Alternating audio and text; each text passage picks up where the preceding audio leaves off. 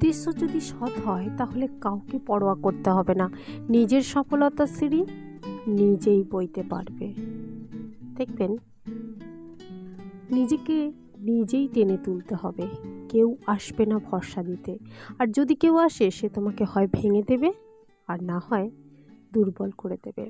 আজকের ভিডিওতে আমি আলোচনা করব কেন সব কথায় রিয়েক্ট করতে নেই। তাই ভিডিওটি পুরোপুরি দেখার অনুরোধ রইল। আমি নিশ্চিত ভিডিওটি আপনার উপকারে আসবে। এখন হয়তো আপনি আমাকে বলতে পারেন, আমি রিয়াক্ট আবার করবো না, কেউ আমাকে অপমান করবে আমি ছেড়ে দেবো, এ আবার কেমন কথা? উত্তর না দিলে তো অন্যায় সহ্য করা হয়ে যাবে।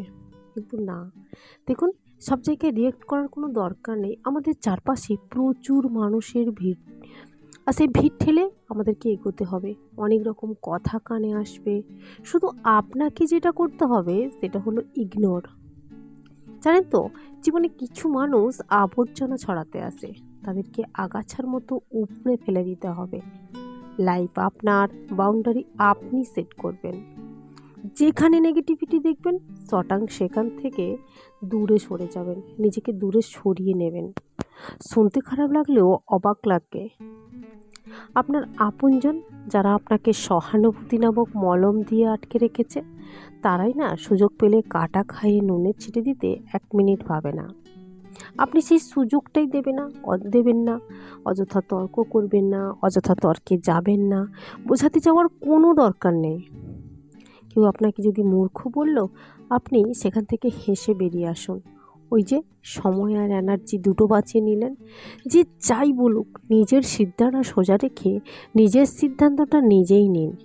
আর যেদিন যে ব্যক্তি নিজের সিদ্ধান্ত নিজে নিতে পারে, তার নিজের জীবন চেনে বোঝে। যখন আপনাকে নিয়ে সবাই সমালোচনায় ব্যস্ত, তখন আপনি গাছ লাগান, কোথাও ঘুরে আসুন, রং তুলি নিয়ে ক্যানভাসে কিছু আঁকুন, নিজের পছন্দ মতো কিছু আঁকুন, বাড়ি গোছান, আর দুটো সাহিত্য পড়ুন। অর্থাৎ তাদের কথায় কান দেবেন না, চা খেতে বেরিয়ে পড়ুন, নামাজ পড়ুন, পুজো করুন। মোট কথা, কোনো রিয়্যাক্ট করব না। যে যা বলছে বলুক, ফেলে দিন। দিন শেষে আপনি জানেন আপনি কি। আর যারা বলছে তাদেরকে জাস্ট কোনো কিছু ম্যাটারই করে না। একটা বাউন্ডারি সেট করুন, যার বুকে আপনি শ্বাস নেবেন, তার সামনে আপনি দাঁড়াতে স্বাচ্ছন্দ্য বোধ করবেন। তাদের কাছে ওপেন আপ হন, আর যাদের কাছে, তাদেরকে বোঝাতে শিখুন, কারণ তারা হয়তো আপনাকে সহজে আঘাত করবে না, ছেড়ে যেতে চাইবে না। আর বাদবাকি ছেড়ে দিন। মনে রাখবেন, জীবন সুন্দর, শুধুমাত্র মাঝে মাঝে ওই গজিয়ে ওঠা আগাছাগুলোকে উপড়ে ফেলতে হবে।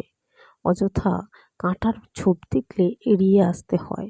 সব কিছুতে রিয়েক্ট করতে নেই, সবাইকে বোঝানোর দরকার নেই যে আপনি কি, আপনি কেমন, কেন আপনি কি করছেন, এসব কথা বোঝানোর মতো কোনো দরকার নেই।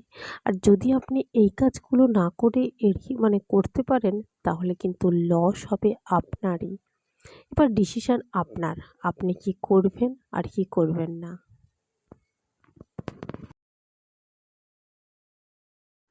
নিজের জীবনকে কখনোই অন্যের সাথে তুলনা করবেন না। যেমন সূর্য চন্দ্রের মধ্যে কোনো তুলনা হয় না, তারা উজ্জ্বল হয়ে আলো দেয় যখন তাদের সময় হয়।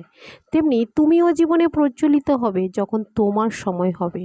ততক্ষণ তুমি শুধু তোমার নিজের কাজ করে যাও। সবসময় মনে রাখবেন, সম্মান, ভালোবাসা, বিশ্বাস, এগুলো রাস্তায় কুড়িয়ে পাওয়া যায় না, এগুলো অর্জন করতে হয়। তাই সবসময় সব কথাই রিয়্যাক্ট করে এগুলো অপব্যবহার করা কখনো উচিতই নয়। জীবন একটি পথ, তাকে ভালো করার জন্য সঠিক পথ অনুসরণ করো, দেখবে জীবনটা অনেক সুন্দর পথে যাবে। আর ভিডিওটি ভালো লাগলে প্লিজ লাইক, কমেন্ট, সাবস্ক্রাইব করে আমার পাশে থাকবেন। দেখা হবে অন্য একটা ভিডিওতে। Thanks for watching.